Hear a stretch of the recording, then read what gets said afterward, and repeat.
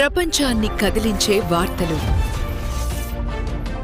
నిజాన్ని నేరుగా మీ ముందుకు తీసుకొస్తున్న 2K మీడియా.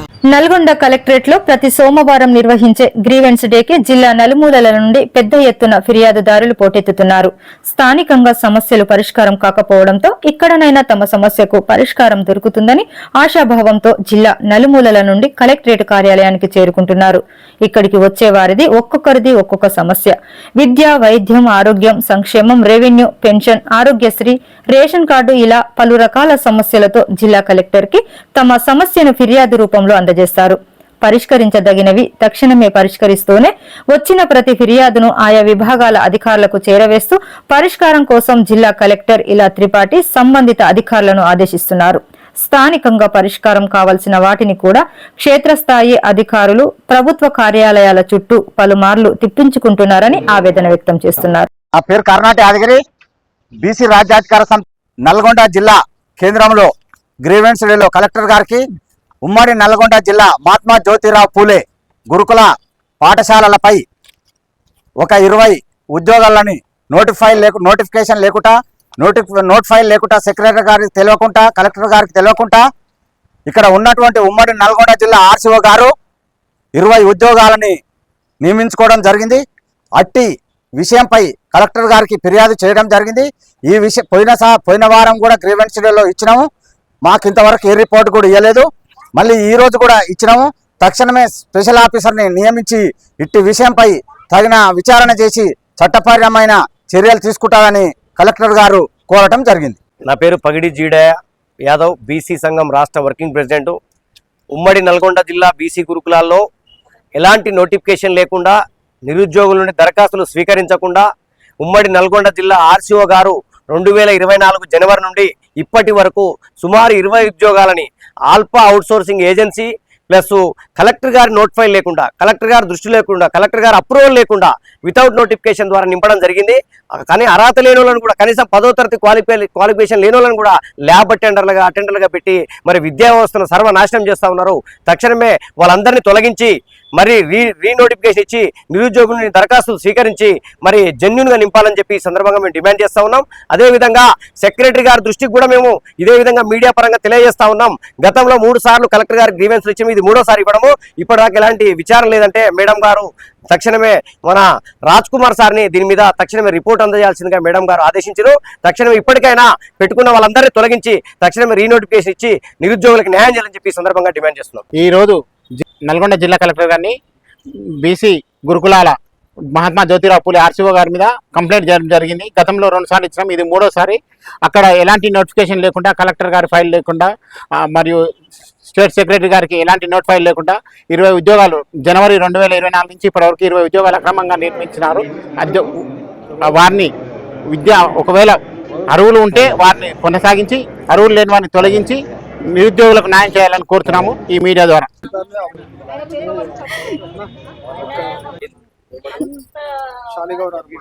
ఇప్పటికీ ఆ భూమి చాటి 4 సార్లు దెబ్బలు తిన్నాం సార్. మాకు అసలు మా ప్రాణమయ్యే పరిస్థితి అవుతుంది సార్. అలాంటి మందు దాటి పరిస్థితి సావలు చేస్తుంది భూమి చాటి.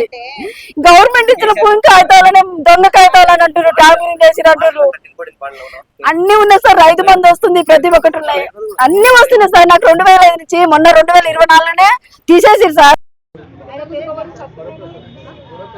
నా పేరు చర్లపల్లి ఉమారాణి, నా భర్త కొండయ్య, మాది పెరకకొండారే సార్, శాలిగౌరారం మండలము. మాకు 2005లో రాజశేఖర రెడ్డి ప్రభుత్వంలో గవర్నమెంట్ అసైన్మెంట్ కమిటీలో 40 మంది దాకా మాకు గవర్నమెంట్ ల్యాండ్ ఇచ్చిర్రు సార్. పట్టాలు, కాగితాలు అన్ని ఇచ్చిర్రు, పాస్బుక్లు ఇట్లా మాకు ఇచ్చినాక మేము అందులోకి సాగు చేసుకుంటానికి పోతే నీకు ఎవరు ఇచ్చిర్రు ఇక్కడ ఎక్కడ నీకు అని మా బావ తోటైన చర్లపల్లి లింగయ్య నా భూమి కిందంగా నీకు ఏ గవర్నమెంట్ ఇచ్చిర్రు, ఏ సర్కారు ఇచ్చిరని ఎంబడిబడి కొట్టి ఎగబడి నువ్వు తీసుకురాపో, ఏ గవర్నమెంట్ నీకు ఇచ్చిన తీసుకురాపో అని ఇట్లా కొట్టిరు సార్. కొట్టిన మేము ఎంఆర్ఓ సార్ కాడికి వెళ్ళినాము. అప్పుడు శ్రీనివాస్ రెడ్డి సార్ ఉన్నాడు, వెళ్ళినా కూడా పట్టించుకోలేదు సార్. అయితే బయట మళ్ళీ గవర్నమెంట్ ల్యాండే కదా అని కోర్టుకు పోయినా సార్. పోయినాక అక్కడ కోర్టులు వేసిన సార్, ఆ కోర్టులో నడుస్తూనే ఉంది. వాళ్ళు మళ్ళీ కోర్టుకు వెళ్ళిరు. ఈ ఎంఆర్ఓ సార్కు గవర్నమెంట్ ల్యాండ్ కూడా ఇస్తే 3 భాగాలు చేసిండు. చేస్తే జగదీశ్వర్ రెడ్డి సార్ కాడికి వచ్చినాం సార్. అది తీసుకొని అది చూసి సార్ పిలిపించాడు ఎంఆర్ఓ సార్ని. శ్రీనివాస్ రెడ్డి సార్ పిలిపించి గవర్నమెంట్ ల్యాండ్ పేదోళ్ళకి ఇచ్చారు, ఆ భూమి ఎట్ట 3 భాగాలు చేస్తావు, వాళ్ళకి కొలిపించి సర్వేని పెట్టి కొలిపించి రాయి బాతి వాళ్ళ అద్దులు వాళ్ళకి చూపి అని చెప్పారు సార్. తెల్లారు వచ్చి నెక్స్ట్ డే వచ్చి కొలిసి రాయి బాతిరు. ఆ పిదపలో ఏం జరిగిందంటే 2017 అప్పటి వరకే 2017 వచ్చింది సార్. 2017లో 17 గుంటల భూమి పాస్బుక్ పట్టా చేసి పాస్బుక్ ఇచ్చిండు. నా భూమిలోకి వచ్చేసి నాకు కూడా పాస్బుక్ ఉంది, నాకు ఇక్కడనే ఇచ్చిర్రు, నాకు ఉంది పాస్బుక్ 17 గుంటలు ఉందని వైన్స్ కట్టి వైన్స్ నడిపిస్తారు సార్. వైన్స్ కడుతుంటే కూడా మేము అడ్డం పోతే మమ్మల్ని కొట్టిరు సార్. వాళ్ళు చెర్లపల్లి లింగయ్య, చెర్లపల్లి యాదమ్మ, సుంక వెంకటేశ్వర వాళ్ళ అల్లుడు ముగ్గురు కలిసి ఎగబడి కొట్టిరు. కొడితే మేము పోయి పోలీస్ స్టేషన్లో కంప్లైంట్ ఇచ్చినాము. ఎంఆర్ఓ సార్ కాడ కూడా చెప్పినాం సార్. మా ముందే ఫోన్ చేసి వెంకటేశ్వర్లు నువ్వు అలా దాంట్లో పట్టా అలా భూమిలో రూమ్లు వేస్తున్నావు అని అడిగిర్రు. అడిగితే నా పట్టా భూమిలో నేను చేసుకున్నా, నేను ఎవరి దాంట్లో వేస్తలేని మాట్లాడిను. కనీసం ఆ సారే నాకు కొలిసి రాయిబాతిచ్చిండు. నాకు మొత్తం కూడా నాకు క్లియర్గా చూపించలేదు. నాకు ఏది చేయించక ముందుకే నాకు చెప్పినా కూడా పట్టించుకోలేదు సార్. నాకు పట్టించుకోకుండా వాళ్ళ దాంట్లో అలా కట్టుకుంటుండని సైలెంట్గా ఊకుండు సార్. తిరిగి ఎంఆర్ ఆఫీసుల చుట్టూ మా చెప్పులు అడిగేటట్టు తిరిగినా సార్. పోలీస్ స్టేషన్ పోతేనేమో అది రెవెన్యూ, అది భూముల గురించి రికార్డు అది అడిగారు. మేము తిరగని రోజులేదు సార్. కనీసం కేసులు పెడితే కూడా దగ్గరికి ఎస్ఐ దగ్గర కూడా పోనీయట్లేరు. మొత్తం అవినీతికి పాల్పడి లేని భూమిని పట్టా చేసిచ్చి నాకు పంచాయతీ పెట్టి ఇలా వైన్స్ నడిపించుకుంటూ అదే భూమిలో మాకు ఏది పట్టించుకోవట్లేరు. మమ్మల్ని అవినీతిగా చేయించుకురు, ట్యాంపరింగ్ చేసి చేయించుకురు. నా భర్తకి ఇచ్చినప్పుడు 35 గుంటలు నాకు ఇచ్చారు. నా భర్తకి 5 గుంటల భూమి, ఆయనకు వేరే సపరేట్గా ఉంది సార్. ఆయన ల్యాండ్లో ఉంది. ఆన్లైన్లోకి ఎక్కిందో నాది 35 గుంటలు నాకు ఆన్లైన్లోకి ఎక్కింది. 2005 నుంచి కూడా నాకు డబ్బులు రైతు బంధు వస్తున్నాయి, అన్ని విధాలుగా ఉన్నాయి. నువ్వే ట్యాంపరింగ్ చేసినావు అని మాట్లాడుతున్నారు సార్. ఆర్డీఓ ఆఫీస్కి వెళ్తే నువ్వు ట్యాంపరింగ్ చేసి చేయించుకున్నావు, నీకు అసలు గవర్నమెంట్ భూమే లేదని మాట్లాడుతున్నారు. అంటే నాకు గవర్నమెంట్ ఇచ్చిన సర్టిఫికెట్లు ఉన్నాయి.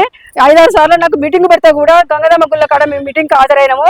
నా భూమి అని జగదీశ్వర రెడ్డి సార్ కొలిపిస్తే కూడా రాయి కూడా బాతిరు. ఇలా రాయి తీసేసారు, వైన్స్ కట్టిండు. ఈ రోజుకి వచ్చే వరకు ఫస్ట్ ఇయరింగ్ అని పెట్టిరు.